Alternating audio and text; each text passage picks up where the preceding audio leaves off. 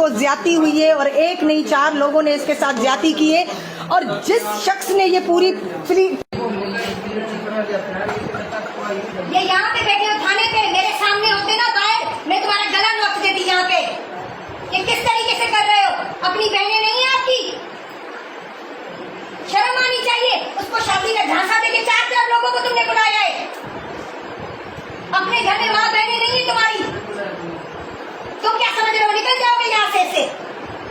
ये वो बेशरम इंसान है जिसने उसको शादी के झूठे झांसे देके उसको बुलाया है और 4 लोगों को बुलाया है जिन्होंने उसके साथ ज्यादती की है बगैर किसी शर्मिंदगी के। ये हमारे सामने यहाँ पे बैठा हुआ है।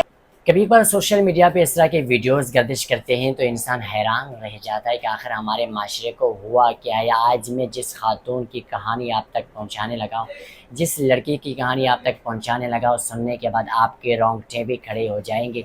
ये बच्ची जिसकी आपकी पिक्चर मुलाहजा फरमाए, इसकी पिक्चर तो हम बिलरी कर रहे हैं, लेकिन ये आपको बता रहे हैं कि वो बच्ची है, एक किसी इलाके से इसका ताल्लुक़ है और वो एक कराची का लड़का उसे मोहब्बत का झांसा देकर उसे कराची बुलाता है। कराची में ये कहता है कि आप आ जाएं, मैं आपसे शादी करना चाहता हूं। और वो लड़की अपने घर वालिदैन सबको छोड़कर कराची आ जाती है और इस वक्त ये दोनों हिरासत में इनको ले लिया गया है।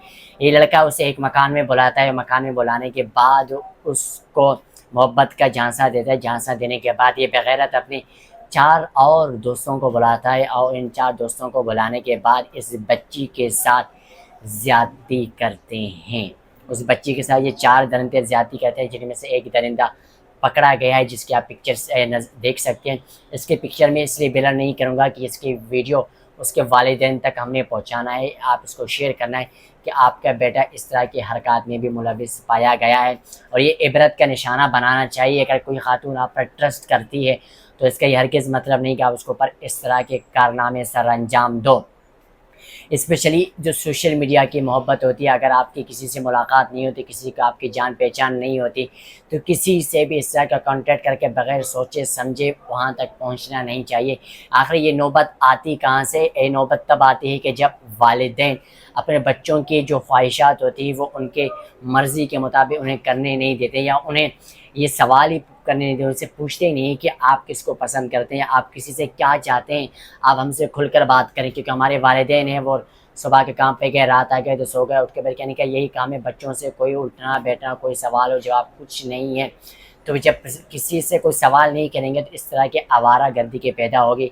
मैं इसकी हिमायत भी नहीं कर रहा हूँ कि बच्ची ने अच्छा काम किया, बुरे काम का हमेशा बुरा ही अंजाम होता है। लेकिन जितनी तरबियत हम अपने बच्चों को करते हैं, हम अपने बच्चियों को तरबियत करने के दावे करते हैं, तो इतना तरबियत हम अपने बच्चों के भी देते हैं। हमेशा लड़कियां कसूरवार नहीं होती, कहीं लड़के भी कसूरवार होते हैं और हमें इस तरह के जो स्कैंडल्स होते हैं, इस तरह के जो लोग बदनाम कर रहे होते हैं माशरे को, उन पर सख्त से सख्त कार्रवाई करना चाहिए। मुझे आज तक याद नहीं कि किसी लड़के ने अगर इस तरह की हरकत की हो और उसको कड़ी से कड़ी सज़ा मिली हो। जब किसी को सज़ा नहीं मिलती तो हर दूसरा शख्स उठकर उसका सीना चौड़ा बन जाता है, वो दोबारा उसी काम पे मुलविस हो जाता है।